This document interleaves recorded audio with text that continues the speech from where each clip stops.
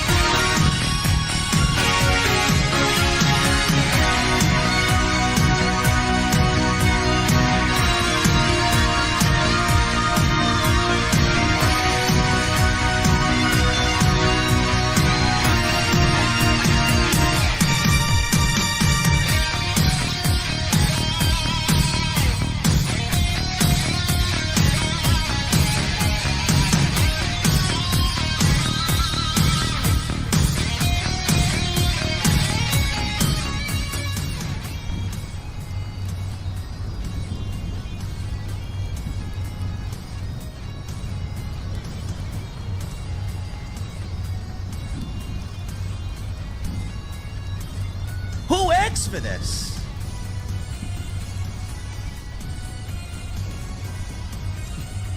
Genuinely, who asked for this?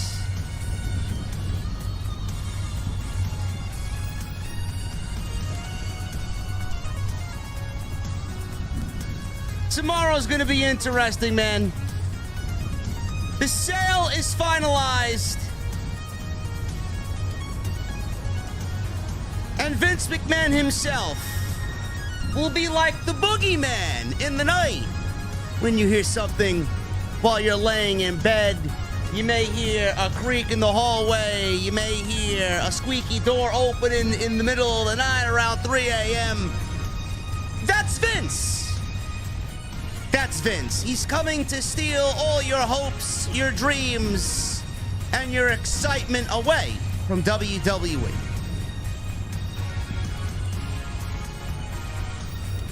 Monday Night Raw, man, it felt like a goddamn eternity tonight. After 1 hour, I felt like I sat through 4 hours.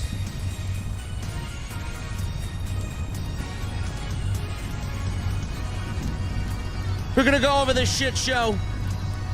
It's the final show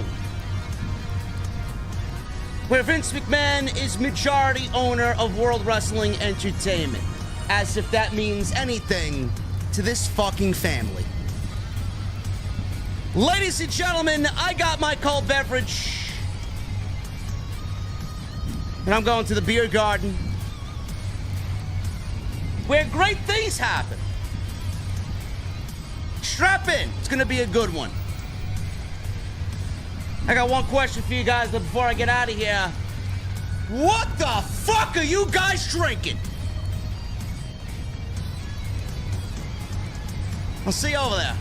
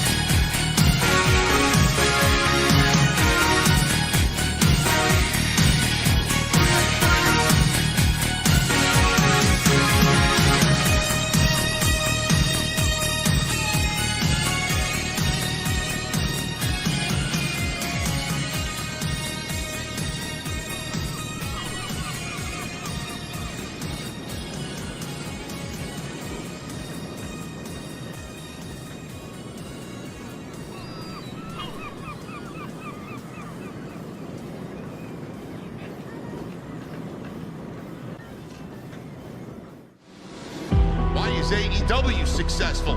Why is Tony Khan running his promotion better than Vince McMahon and Bruce Pritchard are running Monday night and Friday night? Long-term booking.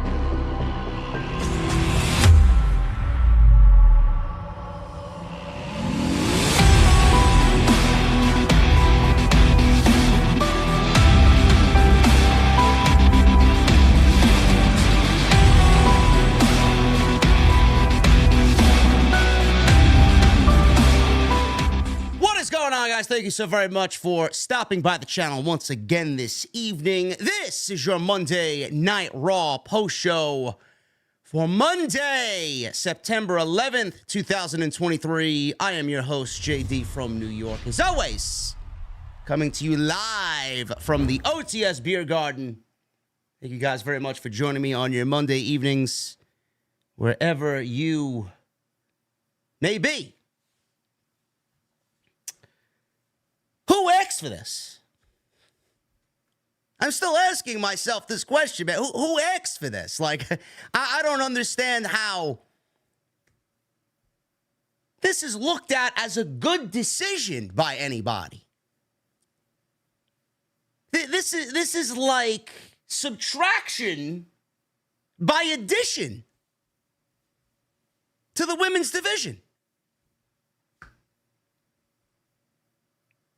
I don't know, man. I tweeted earlier in the day that it's going to be a very, very interesting fall and winter seasons with the WWE sale being finalized with Endeavor on Tuesday afternoon. This was the last Monday Night Raw in the Vince McMahon era, under the Vince McMahon regime. He's still in control, by the way, clowns. If everybody wants to tell me, Triple H is in charge, man. No, he's not. No, he's not. Give me a fucking break. Triple H in charge. Fuck out of here, man. You guys are some fucking comedians, I tell you. Vince McMahon is selling WWE, at least 49% will be his. 51% of the WWE has been sold to Endeavor and Ari Emanuel as WWE will merge with the UFC. I fear things will get a lot worse before they get a lot better. And that's been my going feeling ever since the sale was announced, WrestleMania weekend. I'll get into that in a second. There were a lot of changes on this show tonight. I don't need to tell you. You saw it, you watched it, you felt it, you heard it. There were changes. You want to know how I know? Because Cody Rhodes went out there full-on suit to basically do, whoa! And said nothing. He said absolutely nothing, and then was interrupted by Dominic Mysterio. Some plans they got for Cody Rhodes going into the next major pay-per-view, man. It's like they're fucking clueless. They have no plans, no ideas, no creativity for Cody Rhodes whatsoever. Yet I'm supposed to sit here and I'm supposed to be excited about Cody finishing his story when WWE can't be bothered to pick up the fucking pen and write at least a line in the chapter of Cody's story. Great job. Making me hope Roman Reigns wins every single passing day come WrestleMania 40. But that's not even the story, man. The big story tonight was the return of Nia Jax. Yes, I'm not kidding, man. I'm not trolling. I am not ribbing you guys. Listen, I know. Calm down. I know all about it. See what you did now? I got an angry fucking establishment here, man. I got an angry OTS beer garden.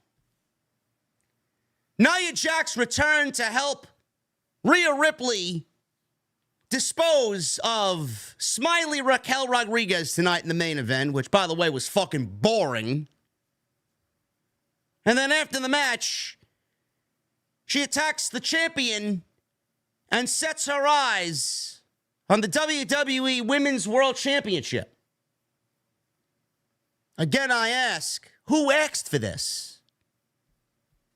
WWE's got a shitload of problems coming out of that women's division, and they feel that adding Nia Jax is a positive to an overwhelmingly negative division. I can't remember one fucking thing Nia Jax did outside of breaking Becky Lynch's face and making Becky Lynch the biggest female star in the entire fucking company. What else did she do? What else did she do? I can't fucking be bothered to remember. Do you want to know why? Because none of it mattered. None of it mattered. All I remember is that she injured people. And she botched. And she can't wrestle. And my hole!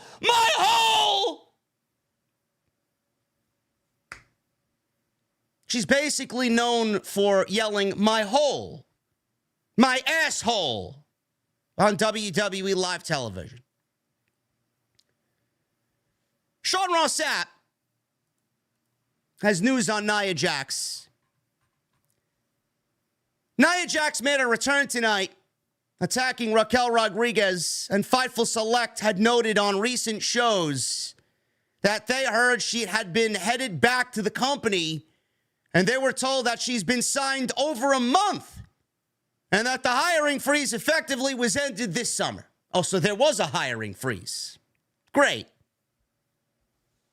She's the first signing that was made up since Vince McMahon forced his way back into the company that returned on the main roster. The Endeavor WWE merger is happening tomorrow, but we're told it is unrelated to her popping up on TV.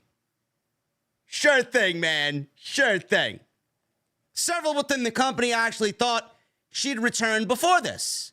Nia Jax was released in 2021 and didn't wrestle anywhere outside the WWE for obvious reasons. She wasn't worth signing, though she was scheduled for one independent date. Whatever that date was, I don't have any recollection of it, and who gives a shit? They said they will update the article with more details as they become readily available. So let me get this straight. WWE can't be bothered to put Johnny Gargano on TV. One of the most acclaimed pro wrestlers in the entire world. Someone who is highly entertaining. Someone who has charisma. Someone who is funny when need be. Someone who is probably the greatest NXT champion of all time. Arguably. I take Champa over him, arguably. That man got me invested in WWE programming with what he did with Adam Cole and Tommaso Ciampa during the good old days of Black and Gold, when things were nice, when they gave us a safe space to escape to every single week. Now we don't have that. Now we just have random fucking matches thrown on NXT, thinking that, oh, look, it's Becky Lynch versus Tiffany Stratton. Who gives a shit? Why are they on TV, and why is this important to me? Now, we can't be bothered by putting Johnny Gargano on TV. We can't be bothered about putting Dexter Lumis on TV. We can't be bothered by anything. Putting anybody on TV that you called up from NXT, that you drafted from SmackDown. Can't be bothered with any of it. But Nia Jax finds a spot on TV, knowing what she does and doesn't do for the division. She can find her way back to TV. You guys can pen her back into television. And she gets a championship match right out of the gate because she targeted the champion. No, but we can't be bothered to put Johnny Gargano on TV. Makes a lot of sense. Then I get constantly every single week people telling me that Triple H is in charge. I see on other threads on Twitter people thinking Triple H is in charge. If Triple H was in charge, don't you think Johnny Gargano would be on fucking TV? No, we can't be bothered with that though. But Nia Jax made his way back to television. Conveniently, right before the sale to Endeavor. John Cena made his way back to TV. Dwayne has nothing to do, being that there's a writer strike in Hollywood. Is WWE trying to butter up Dwayne to come on back to World Wrestling Entertainment? Hey, look, we got John Cena coming back. The door's open for you, man. This is absolutely one of the worst moves that WWE could have possibly ever made. How many free agents did they actually pass on?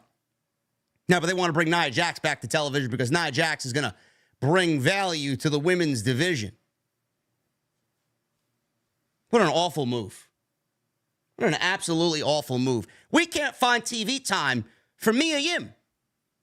We can't find TV time for Tegan Nox. We can't find TV time and suitable TV time, entertaining TV time for Zoe Stark and Shayna Baszler, who they just randomly paired together now because Zoe doesn't have Trish, and Trish went bye-bye. We can't find suitable TV time for Xia Li. We can't find suitable TV time for the Tag Team Championships.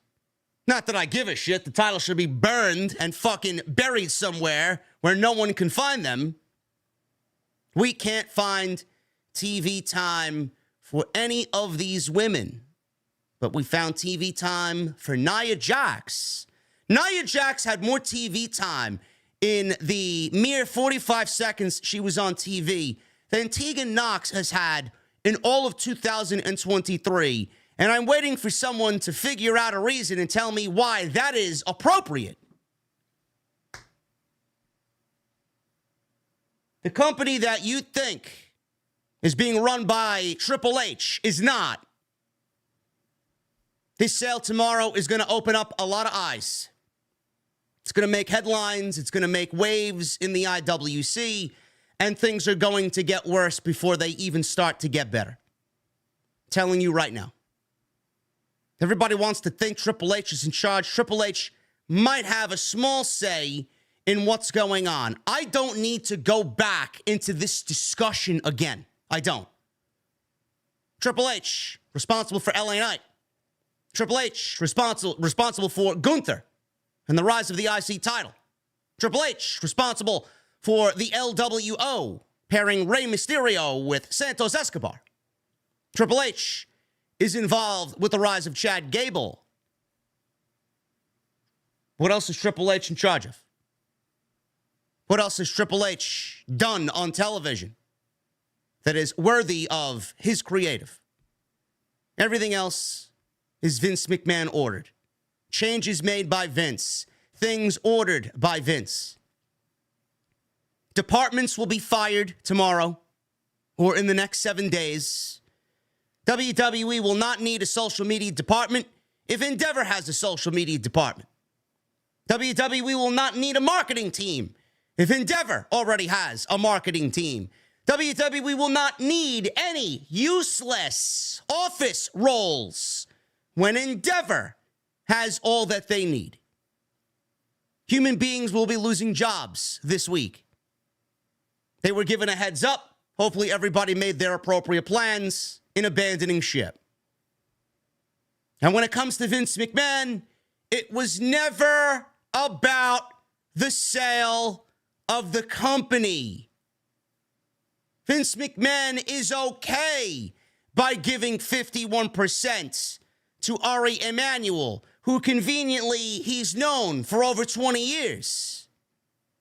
He still retains 49% of World Wrestling Entertainment. He didn't want to sell the entire company to another bidder. In light of everything that was going on, risking him being removed from power? How don't you understand this? Why would he do that? So instead, he sold 51% of the company to someone that he trusts, someone that he knows, and he's going to play it off as being some mega deal, merging the two biggest sports entities in the entire world. That's exactly what they want you to believe. But it was never about a sale of the company. Every day, up until tomorrow, Vince McMahon needed to hide in the shadows because he could not come out because things would be blown up. His plans would be revealed. Questions would be asked. Stockholders would be asking questions and bringing lawsuits upon him. Every major news publication would have been asking the same thing. What are you doing back when you said to everybody that you're going to remain in the shadows and leave the day-to-day to your son-in-law and Nick Khan? Can't do that. Tomorrow he can. Tomorrow things could be blown up right underneath our fucking noses. It was never about a sale of the company. Vince McMahon strategically made this move so that when tomorrow happens, Ari Emanuel has already stated that Vince McMahon can do whatever he wants with the company. Vince McMahon can't do anything right now because he is in charge of the company and everybody knows exactly what he did. But now with Ari Emanuel becoming Vince McMahon's boss, Vince McMahon is at liberty to do whatever he wants because he's got the okay from his new boss. You people, man, you don't know what the fuck is about to hit you in the face. And this show was a direct fuck you to everybody. Plans thrown up in the air. Things changed at the last minute from what I read tonight. Nia Jax being brought back. Do you really expect this shit to get better? I know we all hope for it to get better, but do you really expect this shit to get better? I know I don't. I've been telling you guys exactly what this was all about from the day that this man stepped foot back onto the board of directors. Nobody wants to listen. You all want to sit there online and tell me, oh, I got Vince McMahon dancing in my head. Blah, blah, blah, blah, blah. The fuck do you know? You're talking to me who does this shit better than anybody, who understands this shit better than anybody else in the fucking community, who watches this shit with eyes wide open, who gives you no fluff and nothing but truthful, honest takes. Have I been wrong about anything so far in regard to Vince McMahon? No, I have not. I've gotten everything spot on correct. What you're about to see in the coming weeks, in the coming months, will not be shocking to me. It may be shocking to the fucking geeks out there, but I'll be sitting here with my fucking sunglasses on and my cold beverage, laughing, saying, ha, ha, ha, I told you so. Now, when are you going to start fucking listening to me? It's over. It's all over. This was one minor move tonight that will snowball into major maneuvers as the weeks and months go on. I'd be concerned about everybody there. If I'm a talent on that roster, I'm concerned. If I'm part of Triple H's management team, I'm concerned. If I'm Triple H himself, I'm concerned. What did we get on Monday Night Raw tonight? Honestly, what did we get on Monday Night Raw? Outside of the Gunther celebration with Chad Gable interrupting, what did we get on Monday Night Raw tonight that made you sit there and say, oh, man, that's a great show. It's a great show. What did we get? I'd love for you guys to explain to me what I'm potentially missing here. What did we get? A little story between Kevin Owens and Jey Uso. That's great. It's great. I love that Jey Uso is an outsider. I love that Jey Uso is an outcast. I love that Jey Uso appears to be a bigger star. I know. I love that Jey Uso is starting to become and feel like a bigger star on his own, and it's a fresh slate for him outside the bloodline that seems to be failing on SmackDown. I like that. But what did it really lead to? Led to Kevin Owens and the same bullshit tag team match with the Judgment Day. This time, instead of being Seth Rollins or Cody Rhodes or Sami Zayn, it was Jey Uso as this tag team partner. So basically, WWE running the gambit of tag team matches with Kevin Owens and insert mystery partner here. The only positive is that it wasn't in the main event. I'm supposed to be excited about that. You're excited about that. Why are you excited about that? Oh, but Jey Uso presents a fresh take. No, we don't. What does Jey Uso bring to the table that Sami Zayn does not? What does he bring to the table? Zero. Cody Rhodes. He was supposed to have a segment tonight that basically was axed mid-segment. What do you want to talk about, he says. I don't know. How about why you opted to throw all your political chips onto the Jey Uso table? Did we get an explanation? Of course we did. WWE sent out Dominic Mysterio to stop the segment. Thank you for the explanation, Vince McMahon. I don't even think they have an explanation. I don't even think they know who's going over to SmackDown in regards to Jey Uso coming over to Raw. But we get crowd involvement every week. Fucking ridiculous. Who's going over there? And who gives a shit about Dominic Mysterio and Cody Rhodes again? Oh, but it may be Cody Rhodes, but against JD McDonough, man. Who cares? What long-term value does Cody Rhodes and JD McDonough have on television? 10 minutes on Raw, riddled with commercials? Great. I can't wait to not give a shit about that one.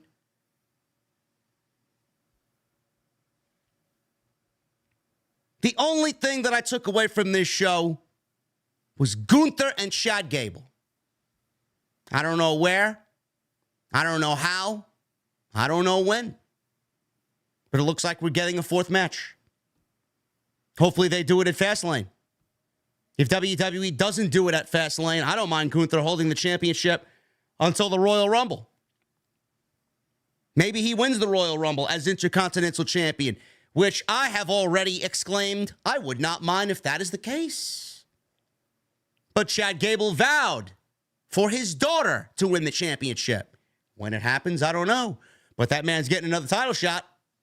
Whether it be at Fastlane, whether it be at Survivor Series, whether it be at the Royal Rumble, I don't know. We'll talk about Gunther and Chad Gable, though.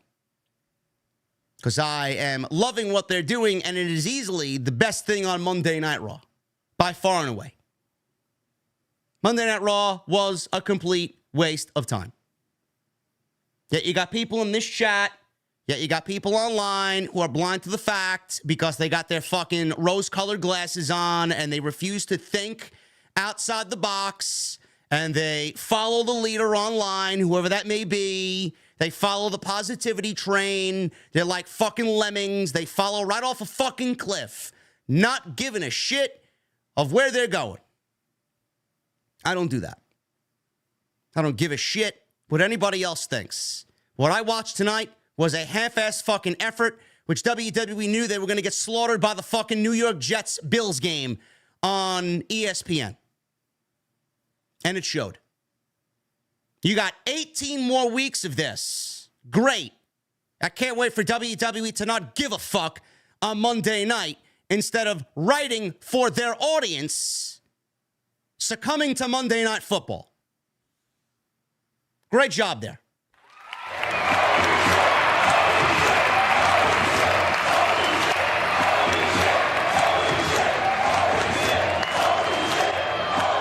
We got a $100 super chat from my boy 21.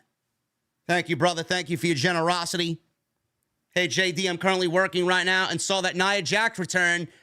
Yet we get no Gargano. Not even a clue. Like, what the fuck are we doing? An absolute atrocious return. I'm glad I missed tonight's Raw. Brother, you don't need to watch Raw when you got me. I will give it to you exactly how you need it, man. Thank you so much, 21. Hopefully, you got a great night of work ahead of you. And hopefully, I could take a couple of hours off of your shift and keep your mind at ease. Thank you so much, brother.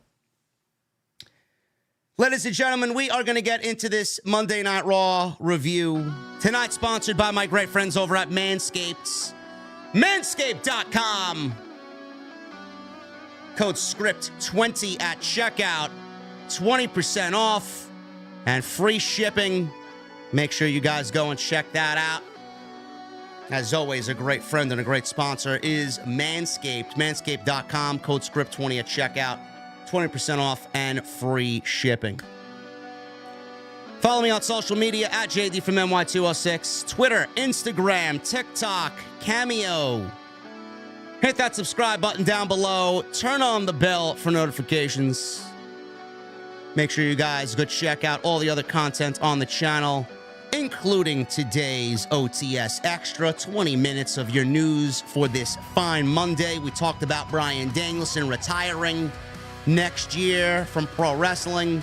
We talked about the superstar spectacle that was the mega show that WWE did in India, which led to Matt Riddle intoxicated at JFK Airport here in New York City.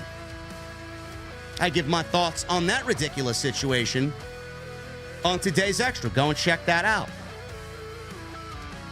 I will be live tomorrow with lucky number 13, my guy Andrew Baydala and myself. TNT Tuesday Night Titans, where we will talk extensively about the WWE merger between Endeavor and WWE, where they will merge WWE and UFC. So you're going to want to check out tomorrow's show. It's going to be a big one. As always, audience is growing on Tuesday night. Thank you guys for all the support there.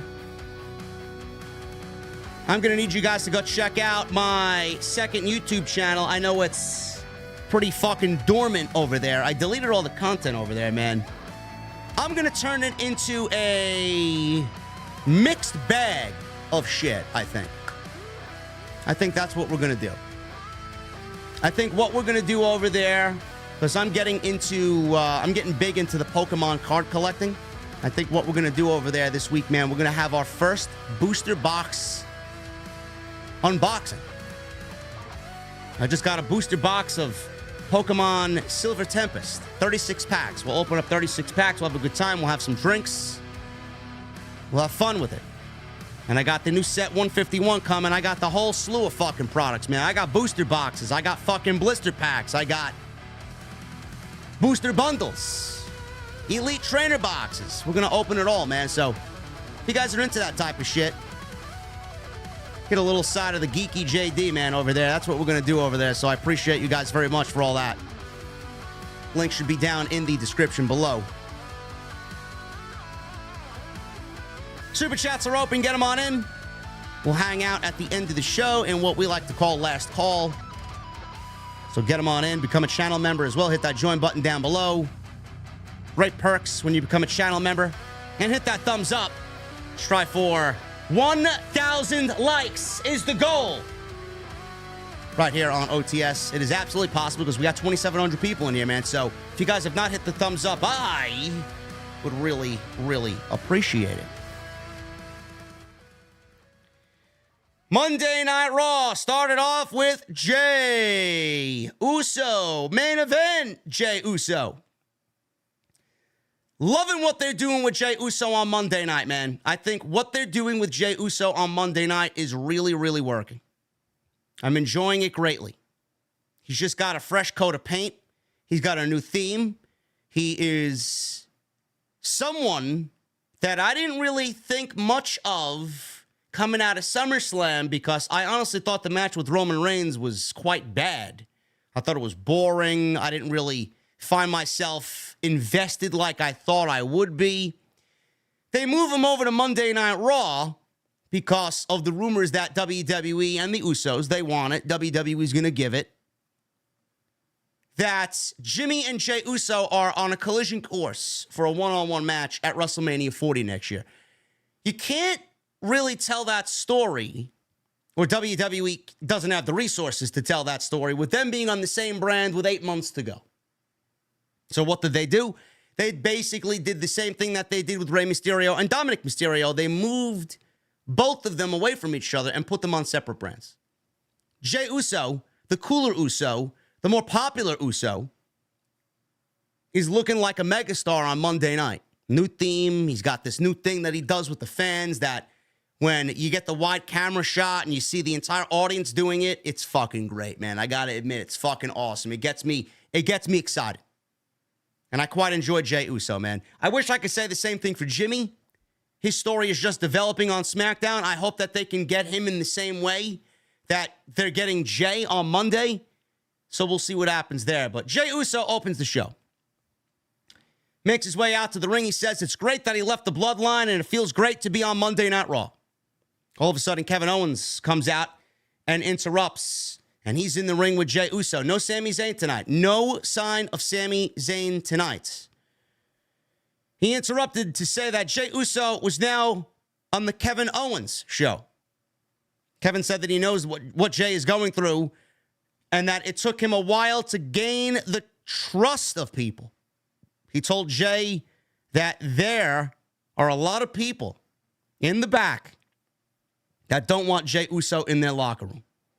So Owens reminded Jey that only Cody Rhodes and Sami Zayn welcomed him to Monday Night Raw. Sami welcomed him with open arms, and Cody Rhodes used all his political pull to try and get Jey Uso on Monday Night Raw. Kevin told Jey that he would have a lot to do to prove himself to not be the same piece of crap he was in the Bloodline. The Judgment Day then all of a sudden comes out, and they claim that they respect Jey Uso. Kevin Owens doesn't speak for the locker room, and he certainly doesn't speak for Judgment Day. Dominic Mysterio tried to speak, and in typical WWE fashion, they do the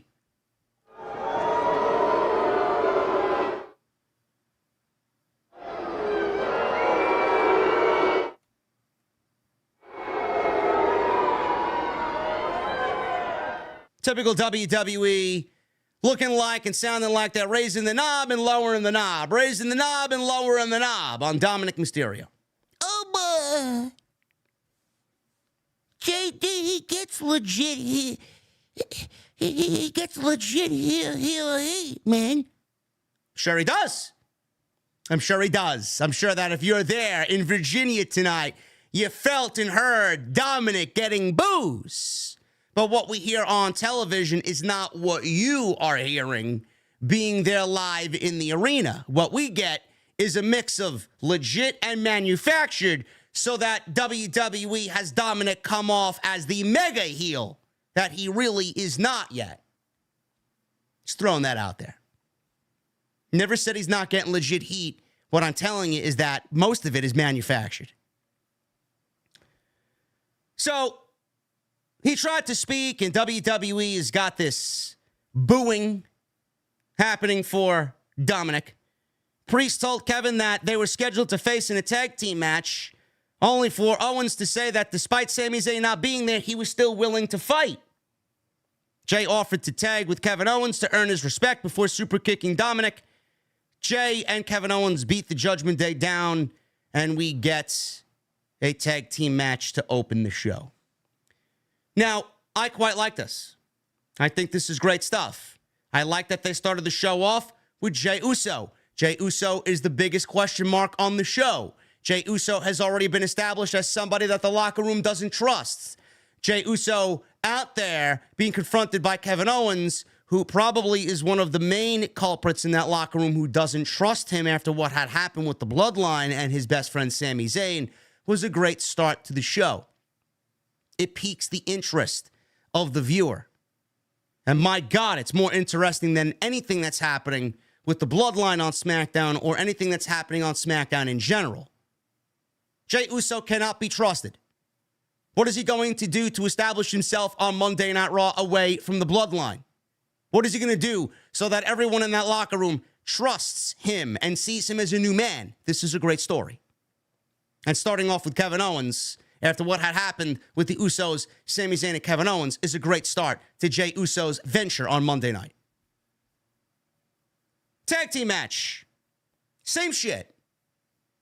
Same shit with the Judgment Day, Kevin Owens, and a fill-in tag team partner of his choosing. This time it was Jey Uso. Non-title match. Judgment Day had control over Kevin Owens, who was selling his leg.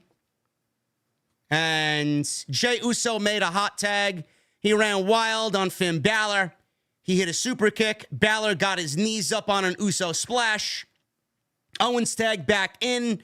He starts throwing some big bombs at Damian Priest. Hits a tornado DDT on Priest for a 2 count.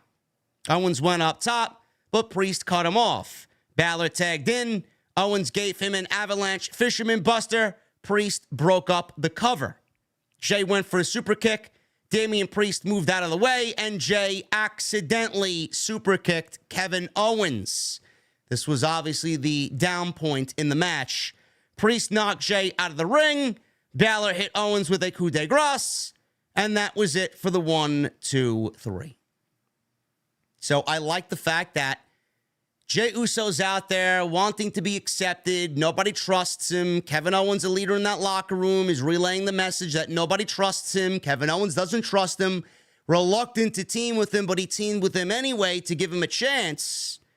And at the first match together, Jey Uso super kicks Kevin Owens, and Kevin Owens, right back to square one, doesn't trust Jey Uso. Even though we all know it was a mistake, they're going to play it off as if Kevin Owens thought it was not a mistake and that he meant to do it. All the while, Judgment Day is trying to enlist Jey Uso and bring Jey Uso into the Judgment Day. A lot of different moving parts here, man. I'm liking it. I'm liking it. So for all the geeks out there that tell me that I'm not positive about anything WWE related on Monday night, this is something I'm going to be positive about. I thought this was great stuff. The tag team match I could do without. The tag team match was nothing more than a background to tell the story between Jey Uso and Kevin Owens. I could do without that. I mean, we've seen it how many fucking weeks in a row now? Seemingly every single fucking week, it's got Kevin Owens and Judgment Day with a ring around the rosy of tag team partners. It's the same fucking match. It's no different. Nothing more than a backdrop to Jey Uso super kicking Kevin Owens, and now he needs to gain KO's trust and everybody else's trust in the locker room. Jey tried reasoning with Owens, who basically turned the back and walked away. Moving on. Raquel Rodriguez. She was shown warming up in the back, and she was approached by Natalya, who was giving her pointers on how to beat Rhea Ripley in the main event. I don't know why, if you're Raquel Rodriguez, you're taking advice from Natalya, who lost to Rhea Ripley not once, not twice, but 3 different fucking times. If there's anybody out there on the roster that doesn't have a fucking clue on how to beat Rhea Ripley, it's Natalya. So if I'm Raquel Rodriguez, it's going in one ear and out the other. Ridiculous. The Miz. He went one-on-one with Akira Tozawa. I see WWE is really trying hard to sway your interest away from the NFL game on Monday night. How do we do that, folks? The Miz versus Akira Tozawa. Miz wins in 3 minutes. He basically won with 3 skull-crushing finales. So basically, the only reason why this match happened, and I'm being really upfront with you guys, this match was a fucking non-factor in anything. The only reason why this match happened is that The Miz is so low on the totem pole that they needed him to beat someone because they conveniently put The Miz and LA Knight in a match on Friday night, which is a rematch from the pay-per-view a week ago. So we're getting the match again, and The Miz needed a win before he goes into Friday to lose to LA Knight again. It's basically the only reason why Miz versus Akira Tozawa happened on Monday night. Who cares? It's not going to beat LA Knight, so who gives a shit? Backstage, Byron Saxton interviewed Raquel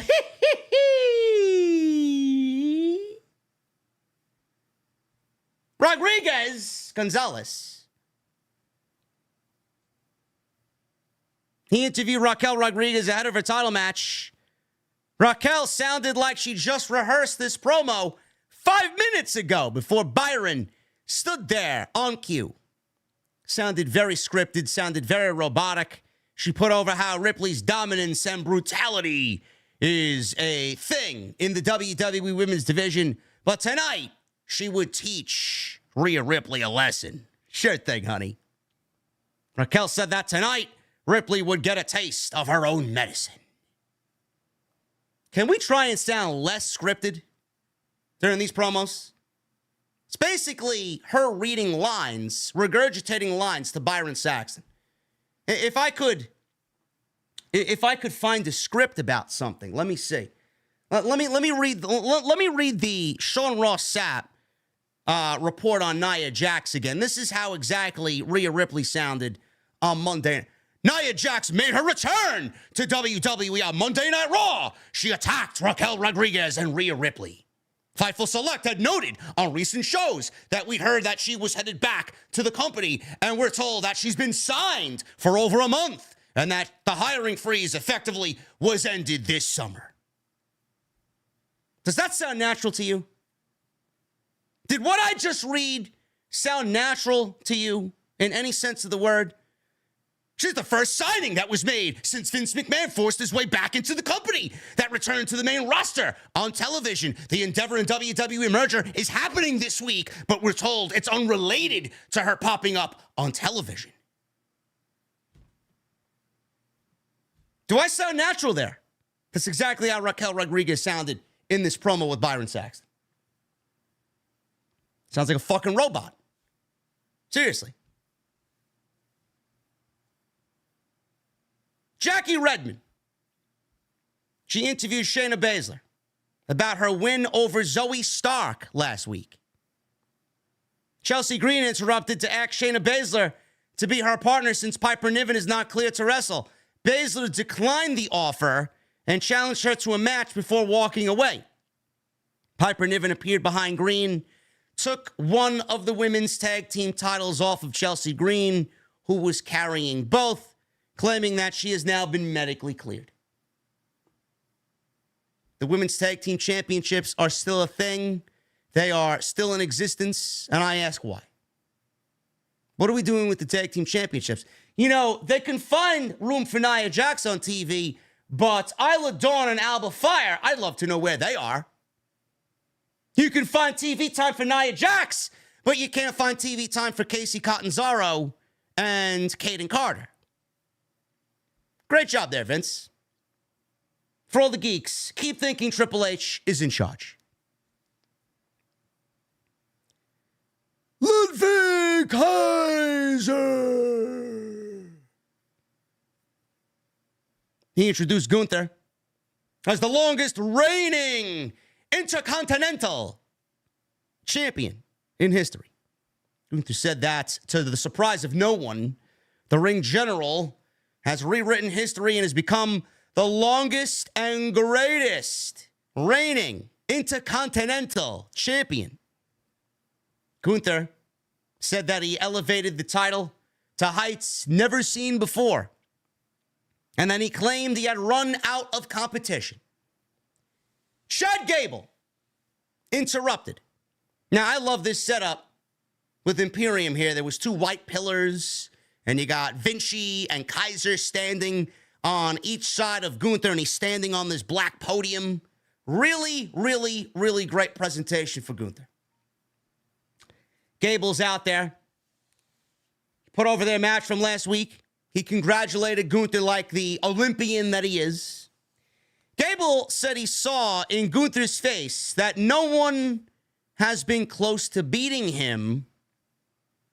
And Gable talked about his daughter and his family sitting front row, and that when that match ended last week, he saw his daughter crying in the front row because of Gunther. He told Gunther that he had lit a fire in him and that he would beat him again for the Intercontinental title. Gable said that he doesn't know when, he doesn't know how, but he would beat him for the Intercontinental Championship. And he keeps pointing at the title. He keeps poking the title as it's draped over Gunther's shoulder. Gunther asked Gable if he wanted his family to see him get the biggest beating of his life. Now, while Gable was cutting this promo on Gunther and mentioning his daughter, Gunther stood there smirking and smiling, and he took great pleasure in making Gable's family emotionally distressed last week. Gunther is fucking incredible. If you don't already know that, Gunther is incredible. So, he asked Gable if he wanted his family to see him get the biggest beating of his life again. Gunther put over Gable's performance, says he's a great athlete, before calling him a disgusting person and a terrible father. Gable assaulted Gunther, only for Vinci and Kaiser to pretty much raise the numbers game. It was 3-on-1. Otis ran down to make the save and sent Vinci and Kaiser out of the ring. Gunther shut Gable and Otis down with some big knife-edge chops. And Tommaso Ciampa ran down to make the save as he runs down with the steel chair in hand and chases off all of Imperium. I thought this was a great segment. The presentation of Gunther celebrating his reign as the longest reigning Intercontinental Champion of all time. Great shit. Chad Gable coming out there, not letting this one go. Involving his family, involving his daughter, wanting to do it now for his daughter after Gunther made his daughter cry. I love it. This little fire under Chad Gable that we have not seen before. No more thank yous. No more shushes. This is business. I love this. Alpha Academy, for the first time in a while, is serious. This is a serious situation. This is emotional. This is now regarding family. And this is Chad Gable wanting to set his sights on something and not stop until he gets the job done, and that is win the Intercontinental title and deliver Gunther his first loss legitimately by pinfall on the main roster. All it takes is for a father to see his daughter cry. That's it. It's great stuff. Now, when, where, and how? I don't know.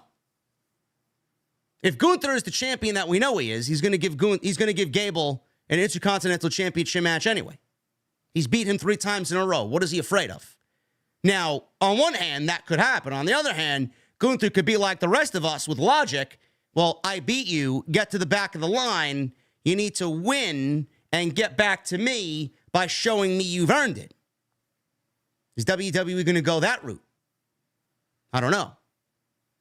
It's not really, if they go that route, it's not really the story. It's not really long enough to tell that story going into Fastlane. I mean, Fastlane's going to be here in what, 3 weeks, 4 weeks? Is that enough time to have Chad Gable get wins so that he can secure another match with Gunther for the Intercontinental Championship? I don't know. I don't know. I don't give a shit when it happens. I'm just glad that we're getting it. Now, if I'm booking this thing, Gunther's holding this championship through September, through October, through November, through December, and all of January. Might as well just tack on 5 more months to that Intercontinental Championship title reign. I mean, what else is going on? You're going to put the title on Chad Gable at Fastlane, and then what? What is he going to do with the championship? Who is he going to defend the championship against? As far as I'm concerned, you might as well keep the championship on Gunther and have him walk into the Royal Rumble as the Intercontinental Champion. I've said this already before, weeks ago. Gunther should win the Intercontinental Championship, or the Royal Rumble, rather, as the Intercontinental Champion. That was one of the things that I mentioned WWE could do if we weren't getting another Chad Gable match. We could still have that happen. We could still have Gunther walk into the Royal Rumble as Intercontinental Champion, and we could have Gunther drop the Intercontinental Championship to Chad Gable at the Royal Rumble. That would be enough time for Chad Gable to get some wins under his belt and challenge Gunther for the IC title. So at that point, you would have Gunther lose the IC title in the first match of the evening at the Royal Rumble in 2024, and then have Gunther win the Royal Rumble. So he basically trades one for an opportunity at the World Championship. So you could still have Gunther win the Royal Rumble like I proposed weeks ago, but having him drop the IC title in January and win the Royal Rumble in the same night. I think that sounds like a sound plan and idea. But if Chad Gable gets his match at Fastlane with Gunther, where do we go? You might as well just keep Gunther as the Intercontinental Champion until that point and start the year fresh with Chad Gable as the Intercontinental Champion. How would you guys do it? How would you guys do it? I don't know. The reason why Tommaso Ciampa was thrown into this, and the reason why Tommaso Ciampa came out there to back up Gable, is because that is a perfect buffer between Gunther and Chad Gable. Couple of matches with Tommaso Ciampa and Gunther for the Intercontinental Championship. Sounds like a great plan to me. Sounds like a nice foil there to me. to get Gunther some added days on top of his title reign. I don't know. We'll see what happens, but this is by far and away the best thing on Monday Night Raw. I look forward to this every week. Xavier Woods. He was in the back. He spoke to Drew McIntyre about what he said about Kofi Kingston. Drew refused to give a proper answer, only for Woods to suggest that Drew is jealous that Kofi won his world title in a full arena at WrestleMania in front of 82,000 people, while Drew McIntyre did it inside an empty performance center. You know that has to sting. Drew told Woods that he didn't want to hurt him before they officially set up a match. Drew McIntyre and Xavier Woods. This match goes 9 minutes. I'm also very interested to see what they do in regards to Drew McIntyre and his heel turn. Woods powerbombed McIntyre. He was on top of the top turnbuckle, and he hit a diving leg drop, followed with that with a 2 count. McIntyre blocked the clothesline, hit consecutive overhead suplexes and a neck breaker. McIntyre went for the Claymore kick, but Woods intercepted with a super kick. He goes for the cover. He gets a 2 count. McIntyre tried a reverse Alabama slam. Woods countered into a victory roll, which was nicely done for a 2 count. Woods followed with a thrust kick. Senton, Shining Wizard, goes for a cover. Close 2 count. So they traded back and forth as Woods tried to set up for a rolling forearm. McIntyre, out of nowhere, hits a Claymore kick and gets the 1, 2, 3 on Xavier Woods. McIntyre walked up the ramp, and he looked into the camera, and you heard him say, "Woods, it didn't have to be this way." Genuinely intrigued about how they're turning Drew McIntyre into a heel. Xavier Woods doesn't get enough credit, man. I thought this was a very good TV match. I think Xavier Woods, out of all the members of the New Day, especially the ones existing on TV right now, is probably the best in-ring athlete that the New Day has. I'd love to see Xavier Woods break out on his own like a Jey Uso did, away from Jimmy, and start chasing a singles championship, whether that's an IC title, whether that's a United States championship, something along those lines. I think Xavier Woods deserves that, and he's good enough in the ring to have it come off very well. Very good match with McIntyre. McIntyre gets the win. Cody Rhodes. I was expecting this to give us some information in regards to what happened with Jey Uso. Maybe divulge into what exactly is going to happen next. Cody Rhodes made his way out to the ring to talk about Jey Uso. He got in the ring. They did the, whoa! What do you guys want to talk about? And before anything was said, Dominic Mysterio and JD McDonough interrupt. Dominic said that Jey would join Judgment Day, only for Cody to punch him. So he punched out Dominic. Cody nailed Dominic and JD McDonough with a couple of crossroads, and he stood tall in the ring. I don't know what we're doing with Cody Rhodes. Seems like we're in this awful waiting pattern with Cody Rhodes until WWE figures out what to do next with the eventual world champion here. Like, we all know Cody is going to get to Roman eventually. And I said this is why I've been preaching about Gunther winning the Royal Rumble. There is absolutely nobody that wants to see Cody Rhodes win a Royal Rumble for a second year in a row. I don't want it. You guys in the chat don't want it. We don't need it. It's awful. That's just terrible booking. It's terrible creative. Now, what WWE really should do and just let the cat out of the bag instead of fucking stalling and being lazy with it and procrastinating with it, just tell us that Cody Rhodes is going to SmackDown and that he's going to SmackDown for Jey Uso to come to Monday Night Raw. That is the simplest way for us to get Cody and Roman on the same brand, and that's the best way creatively so that Cody doesn't have to win the Royal Rumble. That's all I care about. Cody can win the Chamber. As long as Cody's on the same brand as Roman, he's basically a guaranteed shoo-in for the match against Roman at WrestleMania. But if he's on Raw, he's going to have to win the Royal Rumble. Nobody wants to see that. This was absolutely a waste of time. This was obviously something that was last minute changed because I felt like something was supposed to happen here and we got nothing. This was typically a Vince McMahon thing. Start a segment, advertise segment, goes nowhere, plans changed. They don't want to divulge too much into anything. Great. Shayna Baszler. She went one-on-one with Chelsea Green. I'm going to have to ask you guys in the nicest way possible. Who fucking cares?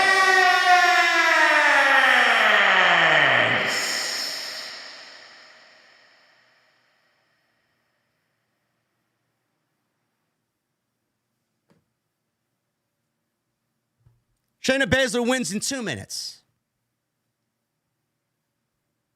Keep telling me Vince McMahon is not in charge. 2 minutes. After the match, Piper Niven assaulted Shayna Baszler, only for Zoe Stark to make the save. Piper Niven retreated. This was before Shayna Baszler and Stark could attack her in the ring. Got a video package for Shinsuke Nakamura.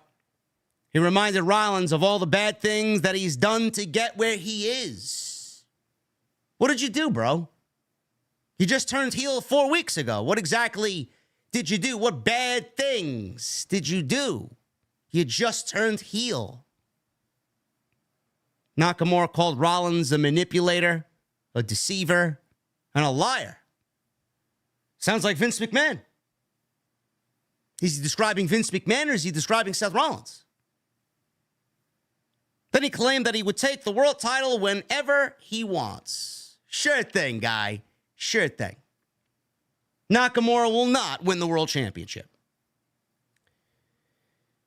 Seth Rollins, he makes his way out to the ring to talk about Shinsuke Nakamura. He's wearing this feathery jacket, this green feathery jacket. He's got Macho Man-like sunglasses on that match the green feathery jacket. Obviously, the crowd did the whoa, oh, oh,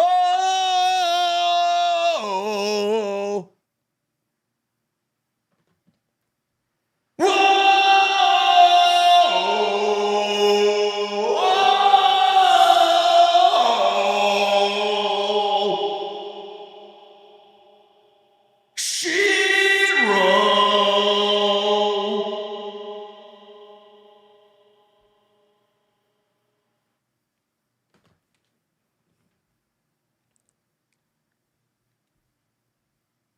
Rollins admitted to being all the things that Nakamura says he is. So he agrees that he's a manipulator, a deceiver, and a liar. Rollins also said that he's a father, a fighter, and a world heavyweight champion. Rollins said that being with the Authority, what everyone wanted him to see was a messiah, and that didn't work. He said that the reason the fans love him is not because he is a good or bad guy, but because he is Seth freaking Rollins. Rollins said that it's thanks to the fans that he can be at peace with his past and proud of his future. Rollins says that he came out to fight despite what management says. Talked about Nakamura declining his offer for a title match last week, only for Rollins to claim that he wants a world title match tonight. Nakamura's music played, more sing-along on WWE/American Idol. Nakamura's music played and no one showed up. Nakamura then appeared on the big screen assaulting Ricochet in the back, throwing him into a couple of production crates and telling Rollins that he would take his title, but not tonight because Rollins is not medically cleared. I don't know, man. It sounds like Nakamura is a fucking retard, if you ask me, because if Rollins wants to give you a championship match and he's not medically cleared, Nakamura is declining on beating up on someone who is injured, which makes it an easy win for Nakamura. That's the way that I see it. So Nakamura doesn't want to take the cheap way out and win the championship on an injured man, but he wants Rollins to get back to 100% so that he may get a match then.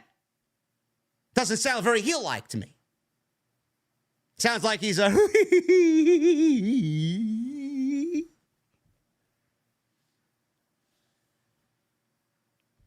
Listen, man, I appreciate what they're doing with Nakamura, but this is such a short-term thing, it's not even funny. Where do they go from here?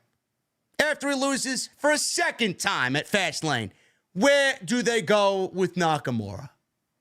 Do we get Damian Priest cashing in the briefcase and winning the championship?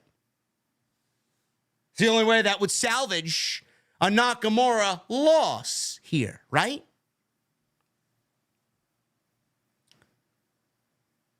Finn Balor. He tried to speak with Jey Uso, and he offered him a spot in the Judgment Day. Finn told Jey that the doors to the Judgment Day are always open to him. This was after the Judgment Day did a favor for Paul Heyman on Friday Night SmackDown, where they attacked AJ Styles, who seems to be feuding potentially with a returning Roman Reigns soon, because they're going to need somebody for Roman Reigns, right? Unless we're getting faction warfare between the New Hurt Business, the OC, the Judgment Day. I don't know what's going on over there. Seems like fucking faction warfare over on SmackDown. Jey Uso's not joining Judgment Day. Jey Uso does not belong in Judgment Day. Jey Uso should be on his own. Alpha Academy and Tommaso Ciampa against Imperium. This was actually very fun. This went 14 minutes. Easily the best thing of the night. Like I said, anything Gable and Gunther related. This is great shit. And I'm glad that Tommaso Ciampa is now involved. Imperium worked over Gable. So clearly, Gable is eyeing the Intercontinental title still. Gunther chopped away at him. Gable broke free, tagged in Tommaso Ciampa with the hot tag, hit Vinci with some clotheslines, a big DDT for a 2 count. So we got a little bit of a distraction here. This allowed Vinci to clothesline Ciampa. Otis comes in. He makes the hot tag. He slammed Kaiser down in the corner. Goes to the opposite corner, hits the caterpillar on Kaiser. Otis ran shoulder first into the ring post after the caterpillar. Gunther tagged back in. Gable tagged back in. Crowd went crazy. Gunther hit a German suplex on Gable, but Gable applied an ankle lock moments later. Vinci tagged himself in, hit a flying crossbody to break up the ankle lock. Gable then hit Chaos Theory, but Gunther broke up the cover on Vinci. Kaiser kneed Gunther out of the ring. Kaiser took out Ciampa. Otis dropped Kaiser. Gunther took out Otis. Ring around the rosy here. Gable put Vinci in the ankle lock again. Gunther was about to break it up, but Ciampa cut him off and put him in the Gargano escape. I wonder if that's a bat signal that Gargano's on his way back. Vinci tapped out, and that was basically it for Chad Gable. So Chad Gable beats one of Gunther's henchmen. Not enough to get a championship match, but he's on the right track. This was great stuff. This was really great stuff. Really enjoying what they're doing with the IC title, what they're doing with Gable, what they're doing with Gunther. I can't wait for it. Iron Man match, submission match, whatever it is. Put it on pay-per-view and let these guys go. Simple. Nakamura. He will go one-on-one with Ricochet, announced on the show tonight. One-on-one with Ricochet next week on Raw. As if we haven't seen that match 5 times already over the summer. Great. The NXT Women's Champion, Tiffany Stratton, is in Virginia on Raw. Tiffany Stratton is in Adam Pearce's office. And she's there with Becky Lynch. My little hobbitses, my lemons, I'm gonna take them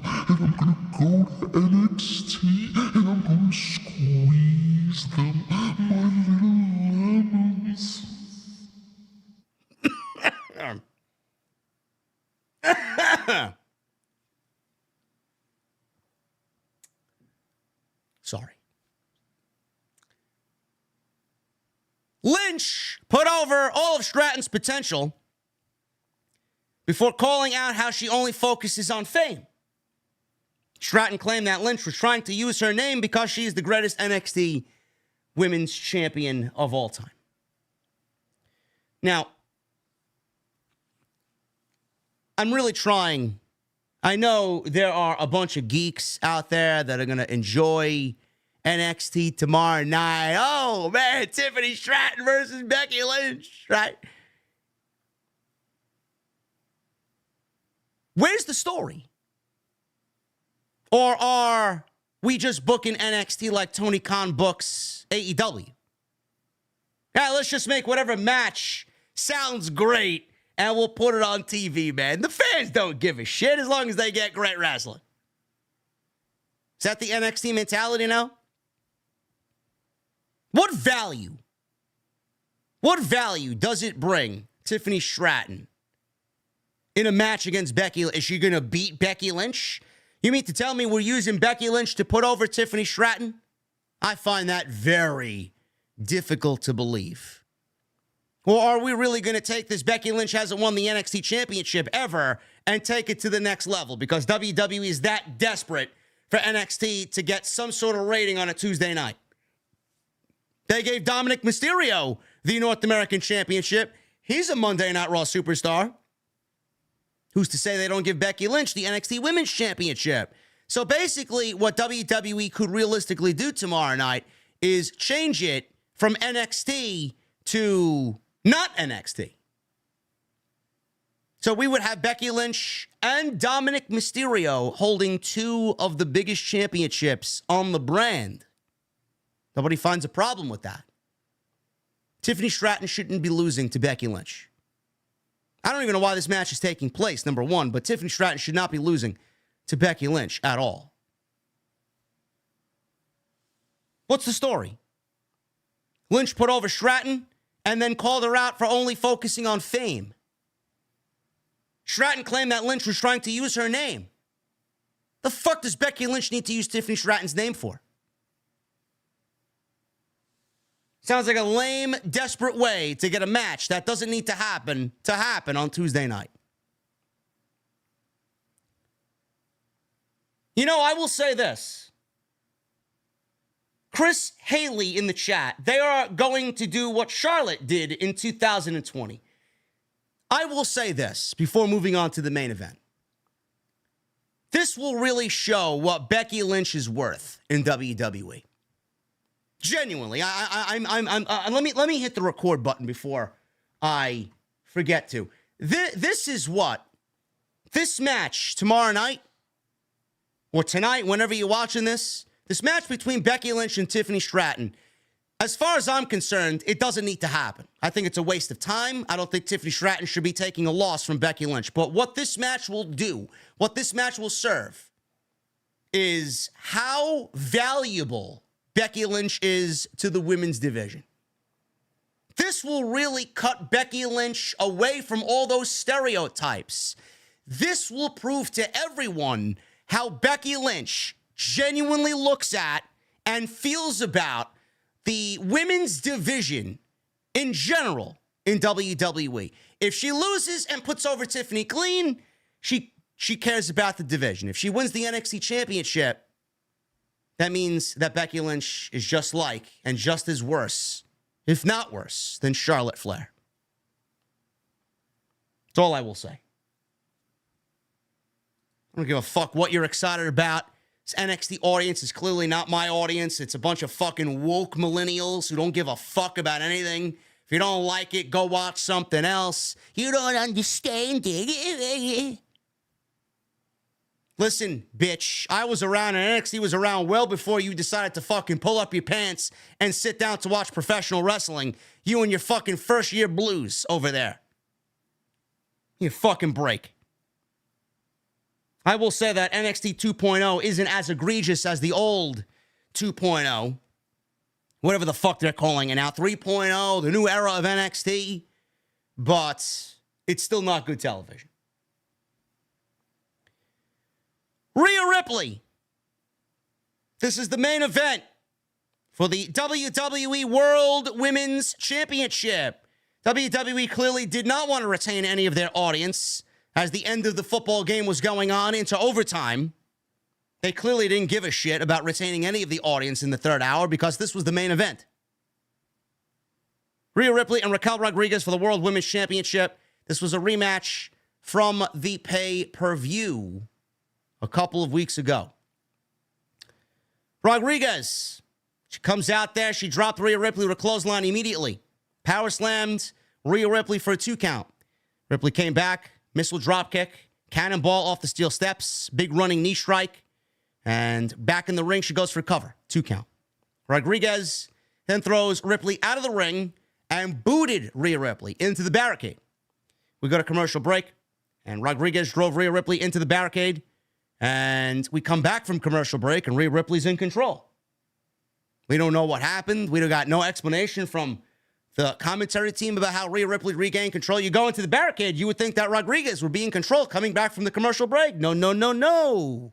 Rhea Ripley was in control. Ripley had Rodriguez in a leg lock. Rodriguez got out by slamming Ripley's head onto the mat. Ripley dropped Rodriguez face first onto the top turnbuckle. She wrapped her legs, did Ripley around Rodriguez's head, so Rodriguez stood up and dropped Ripley again face first onto the top turnbuckle. They exchanged strikes back and forth. They dropped each other at the same time with double big boots. We got a double down. They exchanged right hands until Ripley kicked her and hit a Northern Lights suplex with a bridge for 2 count. Rodriguez blocked a riptide attempt, hit Snake Eyes, a back body drop, and a big boot for 2. Rodriguez went for the corkscrew elbow drop in the corner, but Ripley got her feet up and blocked the move. Ripley goes up top with Rodriguez down on the mat. Back first. She does the Eddie shimmy. She goes up top, hits a nice-looking frog splash for 2 count. Ripley then tried a cannonball off the apron, but Rodriguez caught her and drove her into the announce table. Rodriguez also powerbombed her onto the edge of the ring. Referee went to check on Rhea Ripley. All of a sudden, Nia Jax. Yes, Nia Jax showed up in ring gear and gave Rodriguez a Samoan drop on the outside. Referee did not notice. I don't know how you don't notice Nia Jax. Referee did not notice Nia Jax. And the referee, if he did, seemingly didn't give a shit to notice Nia Jax at all. He just let whatever happened on the outside happen. Rodriguez made it back to the ring. I mean, it's just ridiculous. Ripley's in the ring. He's attending to Rhea Ripley. Who the fuck injured Rhea Ripley? Rodriguez injured Rhea Ripley by throwing her into the announce desk and powerbombing her on the apron. All of a sudden, Rodriguez is down on the outside, and the referee doesn't have the mindset to go check on Rodriguez. What happened to Raquel Rodriguez? She did this to Rhea, and now she's down on the outside. I wonder what happened there, man. What are we watching? The producing of these matches is getting worse and worse. Rodriguez made it back into the ring after the Samoan drop by Nia Jax. Ripley gave her a riptide. 1, 2, 3, and that was it. After the match, Rhea Ripley celebrated with the title. Seemed surprised. Surprise! To see Nia Jax there. Nia Jax headbutted Rhea Ripley. Jax also gave her a leg drop and the dreaded bonsai drop in the corner. Ouch. The crowd booed. Nia Jax blew them kisses, and that's the way Monday Night Raw went off the air. Again, I ask, who asked for this? Who asked for this? I dare any one of you to come to me with an explanation or an excuse on how Nia Jax is going to aid and add to the WWE Women's Division on Monday night. Like I said in the beginning, this is like subtraction by addition. There's nothing but negative by adding Nia Jax to the Monday Night Raw women's division.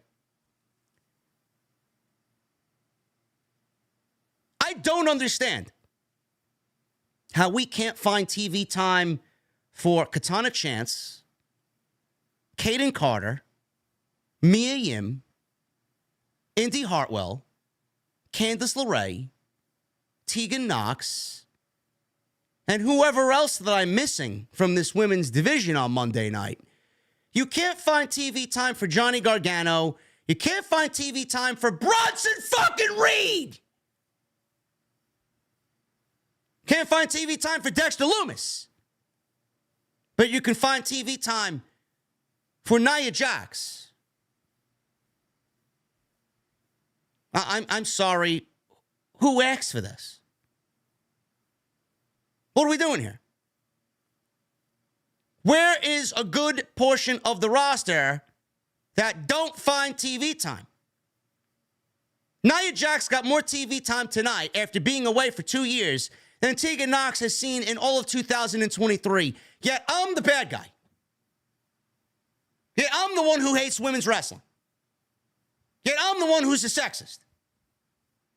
Meanwhile, I'm the one, time and time again, who has stuck up for the division. Wanting it to be booked better, wanting it to be creatively better, wanting more talent to flourish on the division, coming up with ideas and creative to make the division better. No, but they felt that they needed to pick up the fucking phone, bring Nia Jax to Stamford, Connecticut, sit her down in Vince's office, and have her put pen to fucking paper to come back to the WWE. For what? For what?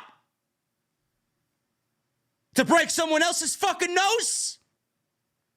To give us subpar matches on top of the garbage that we're already subjected to on a weekly basis?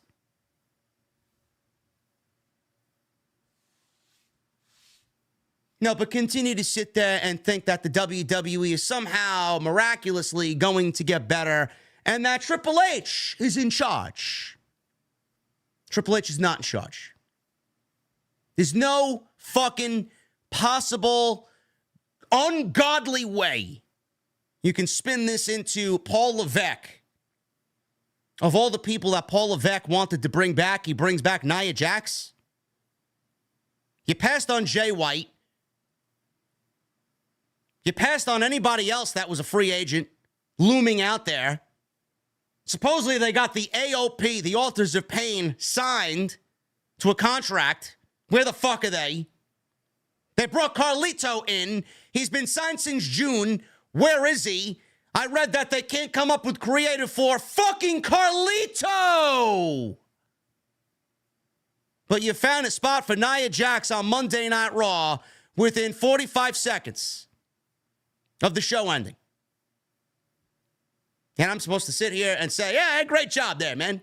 Great job, Vince. I can't wait to watch next week and watch what Nia Jax does. It is going to get worse before it gets better. The WWE is being sold to Endeavor tomorrow. I'm assuming we'll get the official statement as soon as the Wall Street Bell starts the day's trading.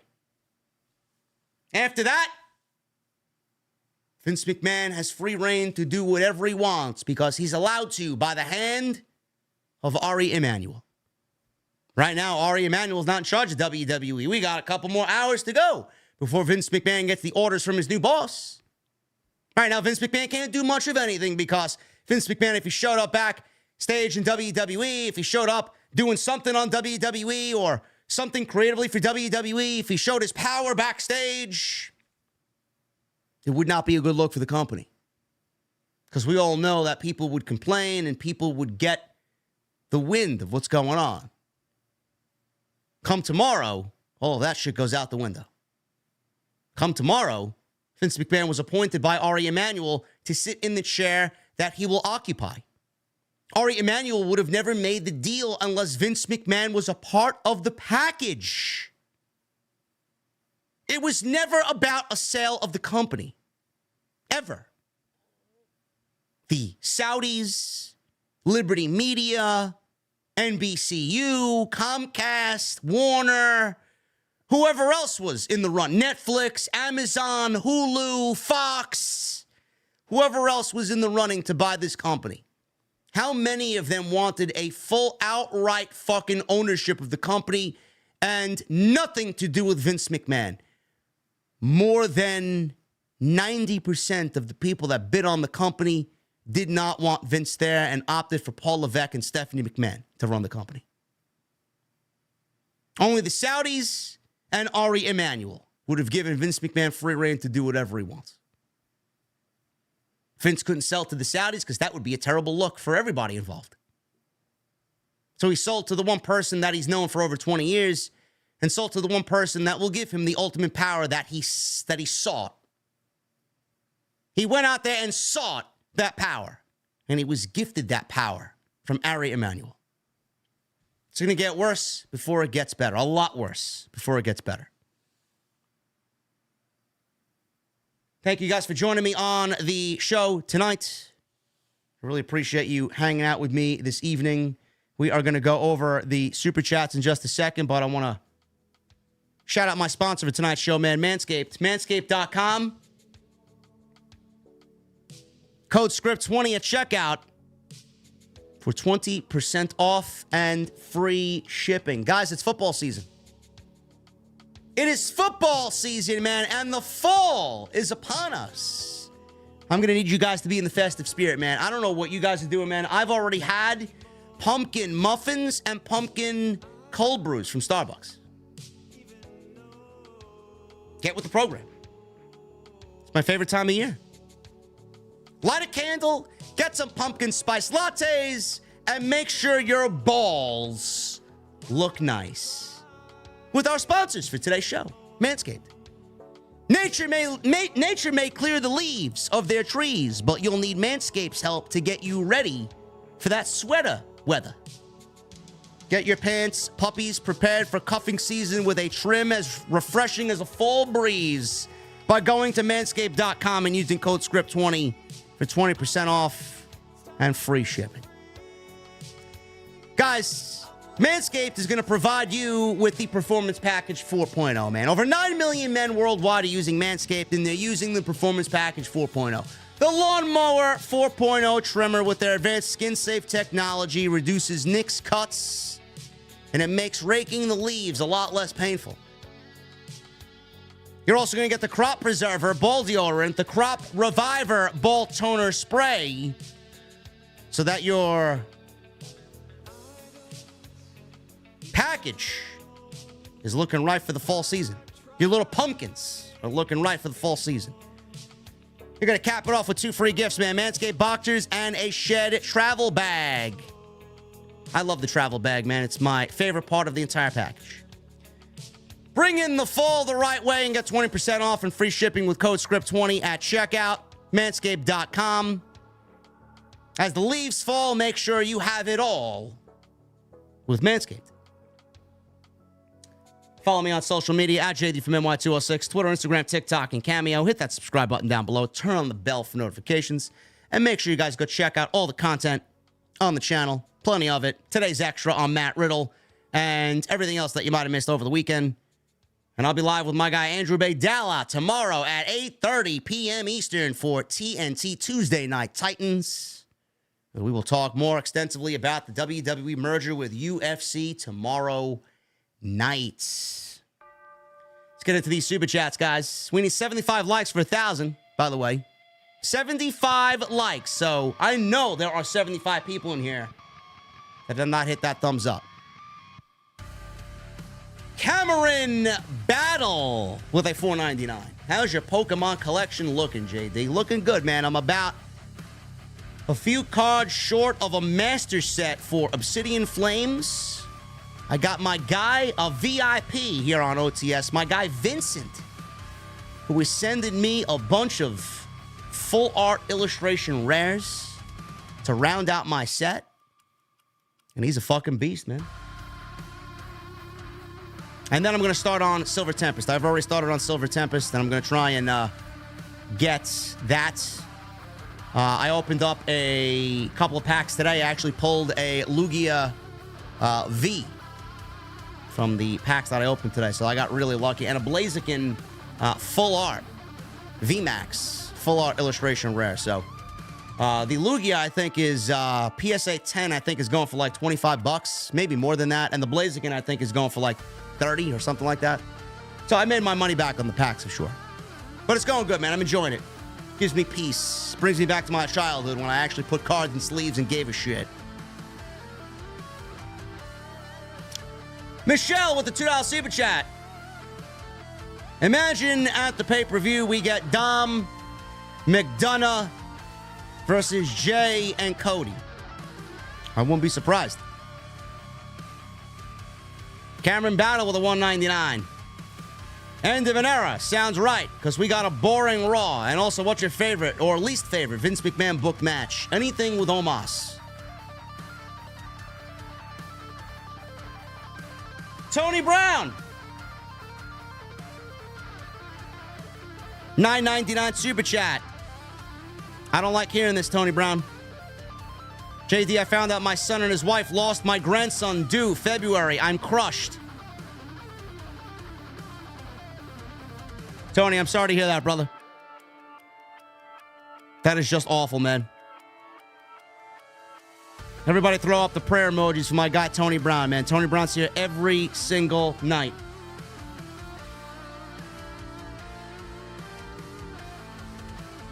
Beyond the Script with a $4.99. What's up, JD? I didn't watch Raw after Judgment Day. Switched to the NFL. What a game, ending in overtime. On to the best damn podcast in the IWC now. Thank you, Beyond the Script. Appreciate you, man. Tay with a 13 months in the venue. JD, I don't know what kind of crack WWE is smoking if they think Nia Jax is going to help the women's division. In fact, it makes it a whole lot worse. She brings zero value to the women's division. Reggie Smith with 23 months. 23 months, OTS fam. I knew Vince wasn't going to cut us loose that easy, JD. Nia Jax returning is worse than Charlotte any day of the week in my eyes. I don't know, man. Worse than Charlotte? I don't know many things worse than Charlotte. Nia Jax may be up there for sure. Justin with the 13 months. 13 months and counting. I didn't even watch Raw. Did I miss much? No. You didn't miss anything. I was watching the Bills lose to the Jets in overtime. Rodgers may be out for the year. Bro, is Aaron Rodgers really out for the year? You gotta be fucking kidding me, man. Is that what they're saying? Tribal Chief with 2 months. JD, you think Vince won't have any say on creative? I'm hoping Triple H will run creative and trash the women's tag team titles. Chelsea lost. OTS for life, pal. Vince is making his way back to creative, brother. It's just the way it's going to be.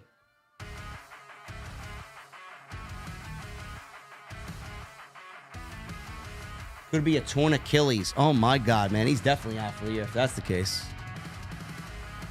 Matt Eagle with a $4.99. So this is how Vince ends his ownership, by injecting the women's division with a lethal dose of poison, pal.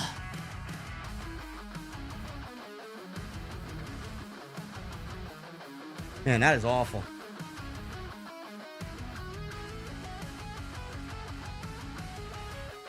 Bro, how do you go all preseason and then tear your Achilles in the first fucking game?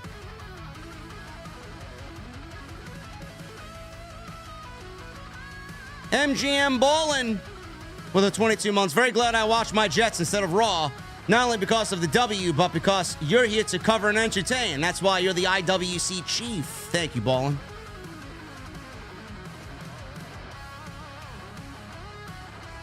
JP5150, looks to me that even after the Endeavor WWE merger was complete, we will still have to bear the possibility of Vince's dreaded creative booking. Yeah. Oh, yeah. Latoya Woods with a $5 super chat. Hello, new subscriber. Early, I've been enjoying your shows. Tonight was nothing but crazy on Monday Night Raw. To me, it wasn't crazy, Latoya. To me, it was lazy. But I appreciate you being a new subscriber. Hopefully, you are indeed enjoying the show. Edward Liu with a $4.99. This Raw tonight made me feel like both you, JD, what did I just watch? And Jesse, I don't know why I come here. Thank God for Monday Night Football. Screw Vince McMahon. Thank you, Edward. Tay with a $9.99. Vince sure as hell wanted to make a statement on his last Raw tonight, huh? He certainly did it with Nia Jax coming back.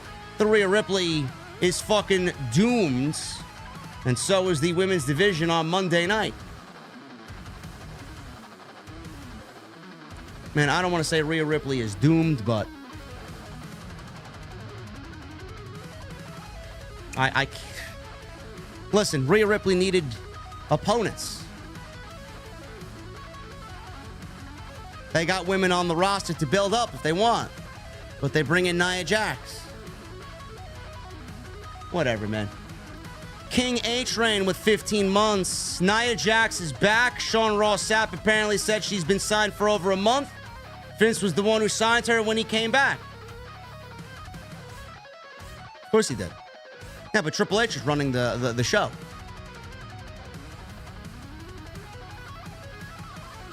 '21, thank you for the 100 bomb earlier in the stream, brother. Really appreciate your generosity, man. Matt Fugitive with 5 months. 5 months down, I'll have my popcorn ready for the day after the sale finalizes as Titan Tower burns. Vince is Nero and WWE is Rome.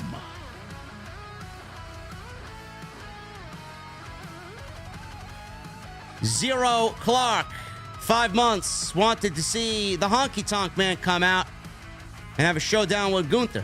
OTS all the way. Yeah. That would have probably went right over the fan's head. I don't want to see Honky Tonk Man on current WWE television. Christy Wilson with a $1.99. Vince McMahon gave us, the fans, the finger. Yes, he did. He always does. That's his favorite national pastime.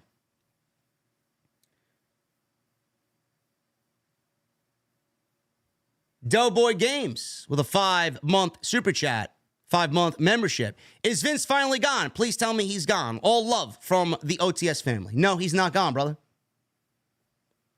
Vince is not gone. Vince is just getting started. Dr. Evil Genius for the 10 months. Glad to reach double-digit months of being a real supporter. In the gym hitting chest like you will tomorrow. Bro, I'm going to need you to take it easy on me tomorrow, man. I'm not 100% yet. But I will see you tomorrow.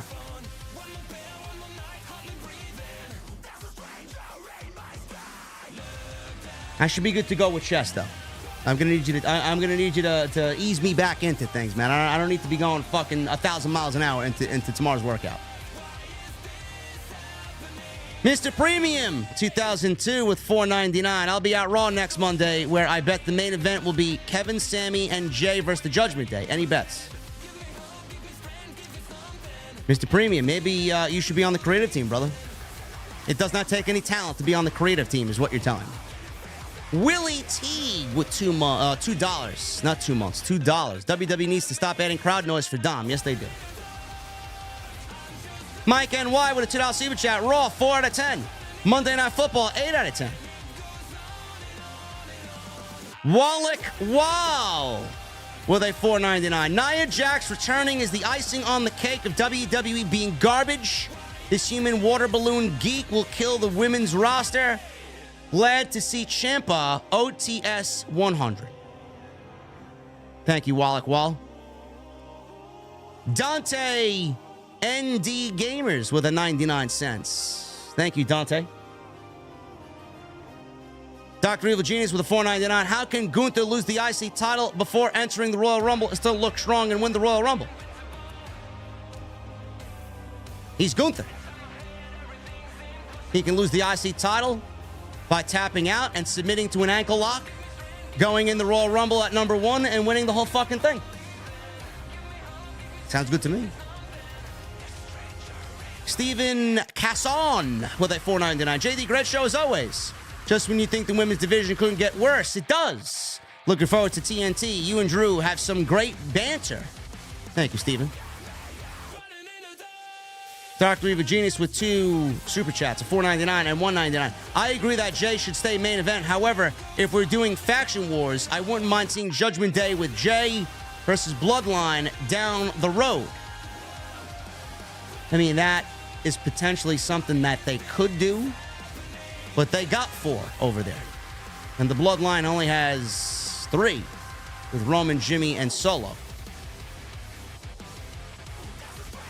Ending a Monday Night Raw with Nia Jax's pure botch-a-mania. I mean, I don't know what we're doing here. I really don't know what the fuck we're doing here, honestly. But that's Vince McMahon for you. 21 for the $4.99. JD, when was the year you realized Vince was out of touch with creative and WWE as a whole? Bro, I felt that way for at least the last 15 years. Especially the last 10. And Will Chisholm with a $5 super chat. I only pray they put Kyrie on SmackDown. Supposedly she's coming in too. I don't know. But guys, that's all I got for you. I appreciate all of your super chat support. I appreciate all of your support in general. For tonight, we get 2,700 on Monday Night Raw. Appreciate you guys hanging out with me on this Monday night. We will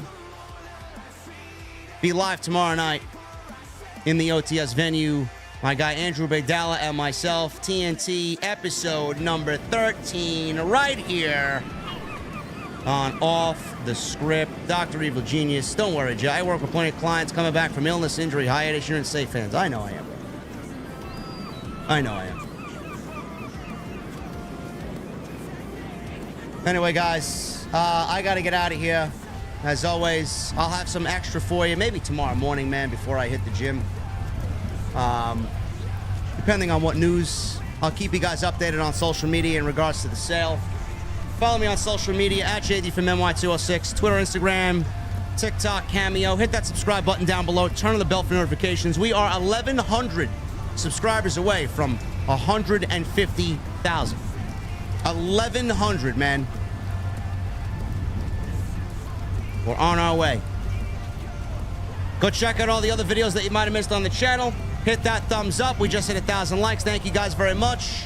And like I said, man, go check out all the other content, and I'll see you live tonight. It's Tuesday.